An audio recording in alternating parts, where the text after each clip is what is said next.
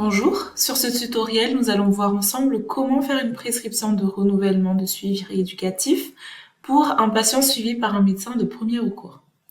Après avoir intégré le dossier du patient sur Spico Dossier, vous allez sur Thématique, ensuite vous cliquez sur TSLA.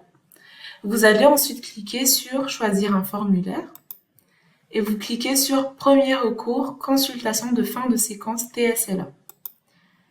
Vous l'ajoutez ensuite au dossier du patient en cliquant sur Ajouter une étape.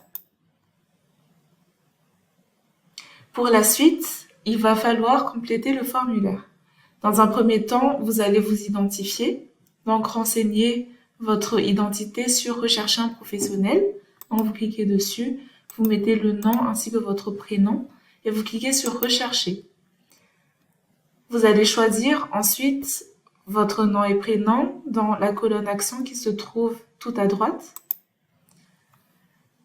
Ensuite, choisissez votre type d'exercice, donc exercice libéral, oui ou non.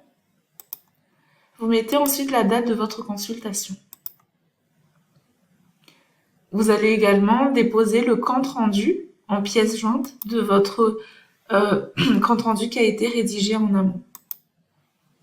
Et vous cliquez sur Ouvrir.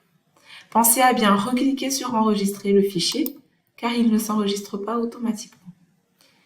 Lorsque vous baissez votre curseur, vous avez une partie évaluation de la séquence sur lequel vous allez mettre si l'objectif a été atteint, oui ou non.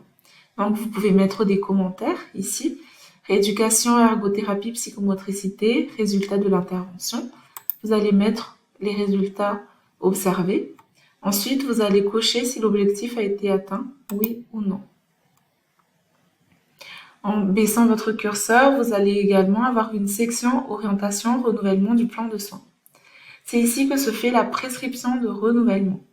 Donc, si le projet thérapeutique se poursuit en dehors du parcours de santé TSLA, vous allez choisir les motifs entre les motifs suivants. Donc, soit avec le financement de l'AEH, soit l'enfant a intégré un service spécialisé ou autre.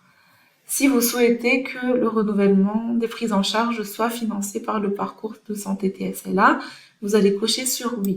Ensuite, vous allez sélectionner la spécialité choisie, soit en ergothérapie ou en psychomotricité en cochant les cases suivantes. Vous avez également la possibilité de renouveler les prises en charge du droit commun, donc en cochant sur oui, et en choisissant la rééducation soit en orthophonie, soit en orthoptie. À la fin de votre page, vous avez une case pour mettre le motif de votre renouvellement ainsi que votre observation.